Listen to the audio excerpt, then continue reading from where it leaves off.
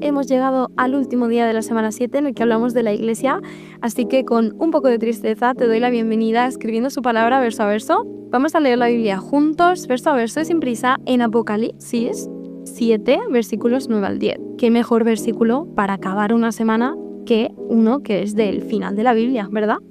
Así que te cuento que en esta semana hemos hablado sobre la Iglesia, sobre la comunidad, que es un cuerpo, que tiene una misión, cuál es su identidad, pero hoy vamos a llevar la mirada un poquito más allá, no para desconectarnos de la realidad, ojo, sino para recordar hacia dónde estamos encaminados.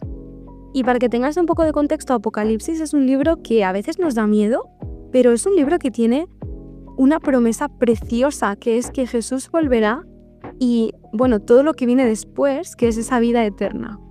Así resumiendo muy rápidamente. Y lo escribe el apóstol Juan cuando recibió una visión en un momento difícil en el que la Iglesia estaba sufriendo persecución y había una presión cultural fuerte, había miedo. Y en medio de esa tensión Dios le muestra el final de la historia, lo cual considero que es un privilegio que Juan haya podido ver el final de la historia y que se da cuenta que ese final no es una derrota, sino que ese final está lleno de bendiciones, de plenitud. Y bueno, vamos a leer. Dice, después de esto miré y apareció una multitud tomada de todas las naciones, tribus, pueblos y lenguas. Era tan grande que nadie podía contarla. Estaban de pie delante del trono y del Cordero, y gritaban a gran voz, la salvación viene de nuestro Dios, que está sentado en el trono y del Cordero. Fíjate que Juan no ve una pequeña reunión local, sino que Juan ve una multitud imposible de contar. Y es que la Iglesia no solamente es tu congregación local, tu comunidad local, no está solamente en tu ciudad ni solamente en tu cultura, sino que la Iglesia, el pueblo de Dios, es un pueblo global, que está lleno de personas distintas, de idiomas distintos, de historias distintas que están unidos por Cristo.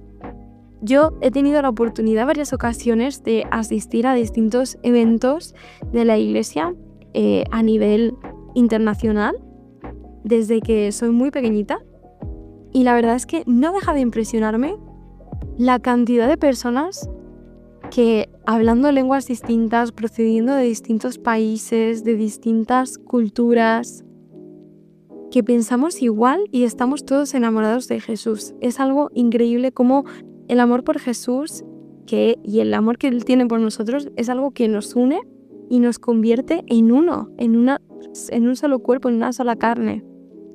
Fíjate que la diversidad, en ese caso, nunca la he percibido como un problema y aquí tampoco lo percibe así Juan. El cielo no borra las diferencias, porque cuando Juan habla de esa visión que tiene, no dice que todos sean iguales, sino que habla de distintas naciones, distintas tribus, distintos pueblos y distintas lenguas. Y ahí vemos que la diversidad no es una innovación moderna o no es algo que es un defecto, digamos, del pecado, sino que es un diseño que ha existido desde siempre, es un diseño eterno en el que cada cultura podrá ser redimida, cada historia de cada persona podrá ser restaurada y cada voz en cada lengua podrá aportar algo único. ¿Eso qué significa para ti? Significa que cuando construimos puentes y rompemos prejuicios con las personas que están a nuestro alrededor, cuando escuchamos a las personas que son diferentes a nosotros y servimos más allá de mi círculo y más allá de mi comodidad, lo que estamos haciendo es anticipar el cielo, no de forma grandiosa y perfecta, sino de forma real. La iglesia local es un pequeño adelanto de esa realidad eterna. A mí me gusta decir que es un pedacito del cielo. Y es que sí, la iglesia, hemos mencionado esta semana que tiene fallos y tensiones y heridas, pero también tiene algo que ninguna otra institución tiene, que es una promesa de futuro. No porque nosotros hagamos las cosas todas bien, sino porque Dios es el que está escribiendo la historia de su iglesia, de su pueblo. Y por tanto el final no solamente es un final, sino que en realidad ese final continúa y va por toda la eternidad y es un final que nos habla de la unidad.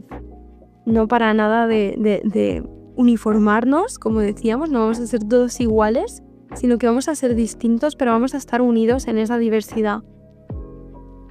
Así que cuando participas en la iglesia, no estás solamente participando de una actividad pues semanal o temporal o algo concreto que sucede, sino que estás formando parte de algo que atraviesa culturas, generaciones y siglos, y algo que empezó antes que tú y que continuará después de ti. Me encanta cuando leo Hechos, que es con lo que comenzamos esta semana, porque pienso que, wow, esa es nuestra historia en cierto modo. La historia de cómo surge la iglesia es también mi historia. Y sería súper guay que pudiésemos conocerla hasta el punto de que la viviésemos de verdad como nuestra historia. Hoy te invito a que pienses un poco en tu iglesia, pero también que ores por la iglesia más allá de tu ciudad, de tu pueblo o de tu país.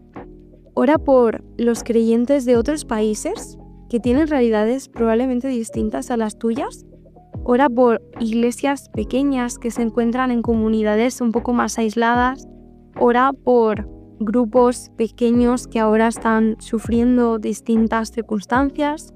Ora por culturas que son distintas a la tuya. Y pregúntate, después de haber orado, si estás dispuesto a amar una iglesia que no sea exactamente como es la tuya o como tú querrías que sea. Porque cuando empezamos a pensar en una iglesia que no solamente responde a mis necesidades y a mi forma de ver la vida, entonces ahí estamos comenzando a tener una visión que se parece mucho a la visión que vamos a tener en el cielo. Es como un ensayo para la eternidad, podríamos decir. Así que espero que hayas disfrutado de esta semana, que recuerdes que formas parte de una historia más grande que tu propia vida, una historia que está escribiendo Dios. Y la semana que viene hablaremos de algo que aparece justo en la escena del cielo, que es la alabanza. Pero la alabanza no como música, sino la alabanza como una respuesta, como una forma en que vivimos cuando entendemos quién es Dios y lo que ha hecho por nosotros. Te dejo que esta palabra te acompañe hoy. Vive la comunidad al máximo, aprovecha ese invento que dejó Jesús cuando se marchó, que es una pasada y sin duda nos hace crecer, nos hace acercarnos a los demás y tener el corazón un poquito más parecido al corazón de Jesús. Nos encontramos mañana con otro verso a verso.